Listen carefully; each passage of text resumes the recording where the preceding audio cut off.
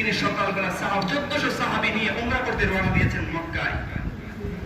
কাফেররা বাধা দিয়েছে, দেওয়ার পর আল্লাহর হাবিব সাল্লাল্লাহু আলাইহি সাল্লাম তাদের সাথে একটা চুক্তি হওয়ার দরকার। হুদাইবিয়ার একটা সন্ধি হয়েছিল, এটাকে আল্লাহর হাবিব সাল্লাল্লাহু আলাইহি সাল্লাম বলে, ঠিক আছে তোমরা যেহেতু আমাদেরকে বাধা দিচ্ছ, আমাদের সাথে একটা চুক্তি করো।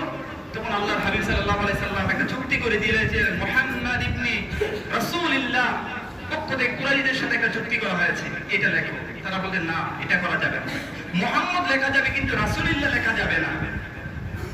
উমর রাদিয়াল্লাহু তাআলা বলেন, না ইয়া রাসূলুল্লাহ, এটা আমরা মানতে পারি না, রাসূল কেন হবে, কেন, এটা তো আল্লাহর পক্ষ থেকে আপনি হয়েছেন।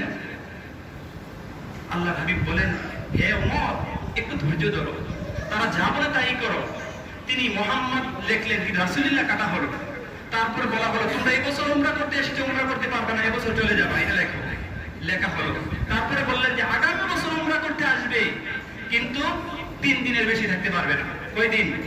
3 দিনের বেশি থাকতে পারবে না। তারপর আবার একটা লেখো যে মক্কা থেকে যখন কোনো কুরাইশ মদিনাতে আসবে তাদেরকে ফেরত দিতে হবে, আর মদিনা থেকে কোনো মুসলমান যদি মক্কাতে আসে তাহলে তাদেরকে ফেরত দেওয়া হবে না। সাহাবায়ে কেরাম রাজি না, একজনও রাজি না, কিন্তু আল্লাহর হাবিব সাল্লাল্লাহু আলাইহি সাল্লাম রাজি হয়ে গেলেন। কারণ রাসূল সাল্লাল্লাহু আলাইহি সাল্লাম ভিশন ওরিয়েন্টেড মাইন্ডসেটের অধিকারী ছিলেন, তিনি দূরদর্শিতার চিন্তা করতেন।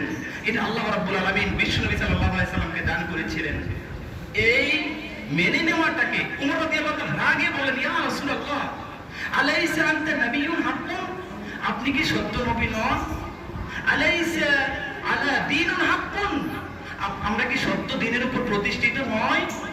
আলাইসাল কুরআনু কিতাবুন হাক্কুন, আমরা কি সত্য কিতাব পাই না? ইয়া রাসূলুল্লাহ, আপনি কেন সত্য ধর্ম হওয়ার পরে, সত্য কিতাব পাওয়ার পরে, সত্য নবী পাওয়ার পরে এত কম্প্রোমাইজ করছেন, তার কারণটা কি? হযরত ওমরকে রাসূল বলেন, ইয়া ওমর একটু ধৈর্য ধরো, মেনে নাও। এই মেনে নেওয়াটাকে আল্লাহ রাব্বুল আলামিন ভিক্টরি হিসাবে দেখেছেন। জোরে বলেন সুবহানাল্লাহ। ইন্না ফাতাহনা লাকা ফাতহাম মুবিনা লিয়াগফিরা লাকা আল্লাহু মা তাকাদ্দামা মিন যানবিক, নিশ্চয়ই আমি আপনাকে প্রকাশ্য বিজয় দান করে দিয়েছি। এই হুদাইবিয়ার সন্ধিটাকে প্রাথমিক বিজয় বলা হয়েছে। এই বিজয়ের মাধ্যমে মক্কা বিজয় আল্লাহ দান করে দিয়েছিলেন। কারণ রাসূল সাল্লাল্লাহু আলাইহি সাল্লাম ছিলেন যে ভিশন ওরিয়েন্টেড মাইন্ডের অধিকারী ছিলেন। তারপর আসুন উইজডম ভিভে। উইজডম মানে হলো প্রজ্ঞা। প্রজ্ঞাটা কাকে বলে? প্রজ্ঞা হচ্ছে জ্ঞান এবং কমন সেন্স, এই দুইটা মিলে কি হয়? প্রজ্ঞা হয়।